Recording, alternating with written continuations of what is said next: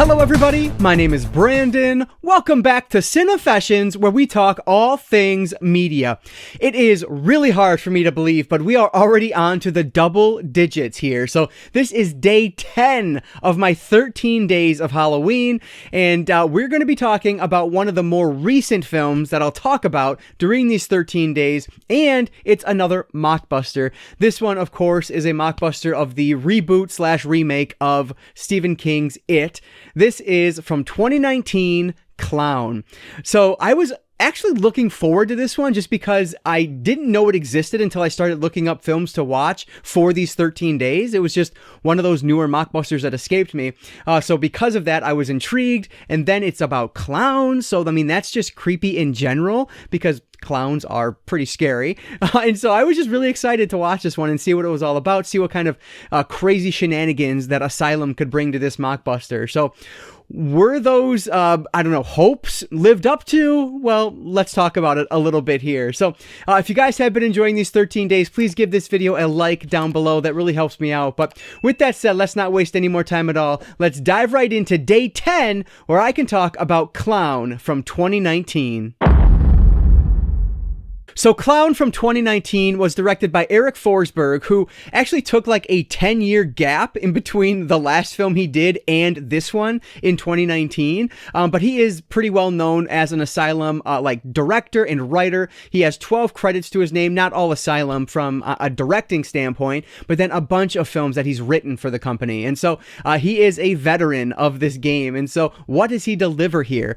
Well, with Clown, we are following this group of teenagers that end up basically stumbling upon this old abandoned amusement park of sorts, which, let me stop there and kind of jump back a little bit. The movie actually opens up back in what's supposed to be 1994, but it feels like, I don't know, like the early 1900s, the way these people are talking, the acting. I literally felt like I was watching like a high school play at the start of this thing. The acting was just so over the top and ridiculous. Like, I don't know if that was intentional or just the talent level of the actors. I really don't know, but it was so awkward and such a weird opening. It did not feel like it was 1994, and it did not feel like real at all, just because of how over the top the acting was. But anyway, that opening scene is what's going to set up our backstory for our main titular clown here. And so anyway, we jump back to our teenagers, and they are, like I said, they kind of make their way to this place, and they eventually go into the fun house, and that is where the majority of this film is going to take place. There is this psycho clown that is tracking them down and trying to kill them one by one, and that's pretty much the premise here. It is very basic. It's a slasher film, I guess you would call it, but you know who the killer is, I suppose, so it's not really like a whodunit in that style, but you're getting, kids picked off one by one, so that's always fun to watch. The very first thing I need to do is compliment Asylum, because finally, after all of my complaining about this over these 13 days, finally they get the casting right in terms of how these characters look. I am actually watching Gen Z teenagers on my screen, which is fantastic because that's what they're supposed to be.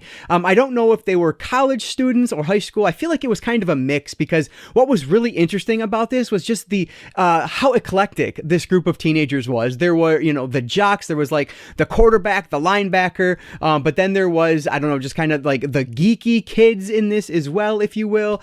There was just, it ran the gamut. It was an odd assortment of friends to get together, but they're all driving to this music festival. That's what they're trying to do, that's their original destination, was to get to this music festival. But one of their friends, good old Davey, decides to take a stroll and take some pictures. I guess he's like big on Instagram and likes taking pictures of bugs and just random stuff. And so he separates from the group. He's kind of a jerk because he knows that all of these friends are waiting for him, and he doesn't care. He's just wandering around. He gets to this abandoned amusement park area and just taking all these pictures, searching around while his friends are calling him, trying to get him to answer his text messages, all these things. Doesn't matter to Davey. He's taking Instagram pictures, and so he's busy. But that aside, they are trying to track him down, and that's when they all end up in this fun house. So another positive right from the start here is that the clown in this is genuinely pretty pretty creepy. The way they show him, especially at the beginning, there are a few jump scares, which I know not everybody likes jump scares. I don't mind them at all. I think they're effective. They get my heart racing, and that's all I really care about. And so there are a few that got me in the beginning of this. I thought were done well, and just the way they kind of present the clown at the beginning is really good. Now, that said, they do start to show, I want to say, like a little too much of him in too much lighting. So you can tell it's a person in clown makeup as opposed to this kind of creepy figure that's in the shadows. And so I think he does lose a little bit of that as the movie progresses, but there are still just genuinely creepy moments throughout that I think are done well, especially with the clown, because he's really our only bad guy here, right? Like all the teenagers are running away from him. And so he has to be menacing, and at the same time, like intimidating, creepy. And I think they do that pretty well. But it is lost a little bit because of the way they light him and just kind of, I don't know, how much they show him, I guess. Something else that we have to deal with here with our eclectic mix of characters is that you have quite a range of acting ability as well. So not only are these characters, do they look different, they talk differently, they just have different personalities. Some are older teenagers, some are younger teenagers. Not only that, but because of that, you do have a range of talent. And unfortunately, that makes the film a little bit uneven. There are some moments in here that are admittedly a little bit cringeworthy in a negative way, because the actors just don't know how to handle the emotion that's being asked of them. I don't think the script really does them any favors here either. It's not that it's terrible by any stretch. It's just, I feel like there may have been moments that could have been redone to help these actors when it was clear that they weren't getting to that emotional level or giving the emotion that the director probably was hoping for, or especially the writer was hoping for in some of these moments. So again, it's all over the place, and ultimately that hurts the film in the end, because there are moments where it's just unintentionally funny because what's going on, and that's not what they're looking for here. This is they're not going for humor. This is not like Zombies or Sharknado. Like, this is definitely a more serious horror film, and because the talent can't quite live up to the emotion that's expected, it does hurt it overall. Speaking of the script, these are some of the most curious damn characters I have ever met in my life. They are trying to escape this psycho killer clown. And so what do? Well, one character runs away and they end up searching through this room of dolls. They end up hugging a doll at one point. It's like, what are you doing? You're trying to escape. What is going on in your head? Another moment, there are two characters that have just been attacked recently or saw someone be attacked recently. And instead of continuing through this amusement park, they stop and they pick up a Jack-in-the-Box. They're literally saying, I just want to find my sister. I just want to find my sister, as they're spinning this Jack-in-the-Box. And the worst part about that is that the Jack-in-the-Box bit doesn't even pay off to anything. It's like, why would you have the character do this for such meaningless payoff? It made no sense. And so there is just so much time with these characters spent looking around instead of trying to escape or trying to find their family member or their friend, whatever the case is. Instead, they want to see what this doll does. They want to see what this Jack-in-the-Box does. And it's just so silly. And another thing that really took me out of it, I of course don't want to get into any spoilers at all, but there's just some moments that really stood out to me as being pretty cool or just really bad. So I talked about some of those bad moments already, but one really cool moment that they have is with these clowns. And it's a moment where you absolutely have to suspend disbelief for a bit, because the way that this thing plays out is absolutely absurd, but it is so much fun, and it leads to, injuring a character. And so it's just fun. It's fun to watch. It's ridiculous. It's over the top, but it worked for me just because it was so memorable, kind of unique in the way they do it as well. So I thought that was cool. There's just some moments in here that I don't want to spoil for you guys, but they are pretty unique to this film that make it kind of interesting as you're watching it. As I was going through this, I was never bored at all. I just thought to myself, wow, this acting is not good. A lot of the time it's uneven, and why are these characters making these choices? It just didn't make sense to me. And when I'm thinking about that really takes you out of the movie, and so you're just not enjoying it, or at least I'm not enjoying it as much as I hoped I would. A couple other silly moments that I just have to mention. There's a moment where the main character is bringing out a slingshot, again, fighting this psycho killer clown that has all these sharp objects, these blunt objects. He pulls out a slingshot and one of the other characters says, "Wow, this will really do some damage." And he wasn't being sarcastic, he was being genuine. And it was just so absurd. Like, why would you put that line in there? It just makes the characters look ridiculous. And then another moment where there are people literally being burned alive.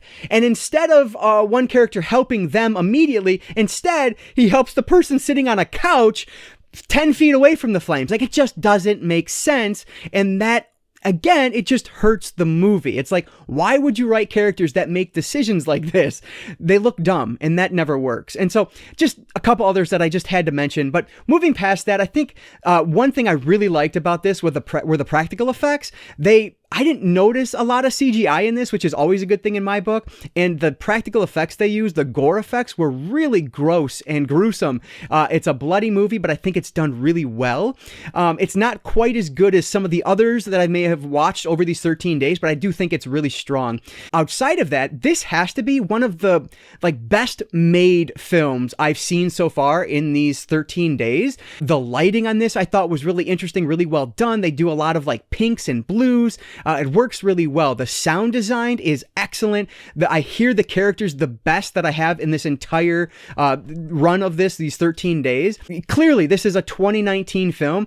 Asylum knows what they're doing, and they've kind of, I watched, I think yesterday was a film from 2006-ish, somewhere in there. And so it didn't have the appeal or the look that this 2019 film did. And that's why I think this is probably the best made of them. The costuming was excellent in this as well. The set pieces were great. The whole amusement park set I thought was awesome looking. So this was just a really competently made film. It's just, unfortunately, with the acting gap there, the range of acting talent, that really hurt it. The script did not do it any favors at all.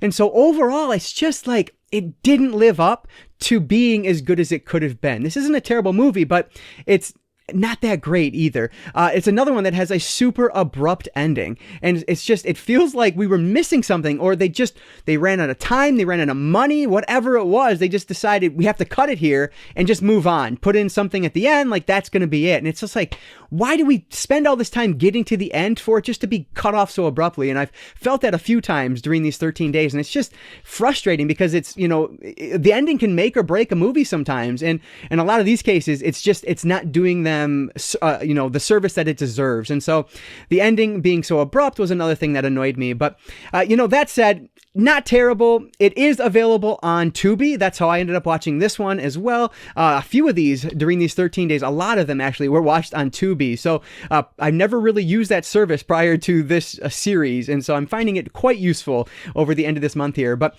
anyway, so with that said, guys, I'm going to have to give Clown from 2019 2 out of 5 stars. All right, so those are my thoughts on Clown, and I'll say this is not a terrible movie, and if you want to see how far mockbusters have come from something like I Am Omega to Clown, this is a really good representation of what Asylum is capable of on a technical level. You're just not going to get the acting like you were in some of those older films I talked about, where the acting wasn't the problem, it was some of the other things, where here it really is the acting that kind of held this one back. But anyway, guys, if you've seen this one, I would love to hear your thoughts, so please leave those comments down below. I always appreciate all of that support, and if you guys have been watching all of these 10 days now, I appreciate that so much. I know that my review videos are not nearly as popular as my hauls, and so if you guys are still here watching this, that means so much to me, so thank you for that support. It is so appreciated. As always, if you guys did enjoy this video though, please give it a like down below. That really does help me out. And like I always say, I don't just talk movies, I talk all things media, be it books, movies, video games, manga. If it's media related, I'm interested in it. And if you are too, you might consider subscribing.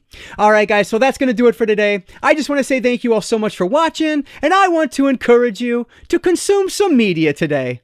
I'll catch you next time.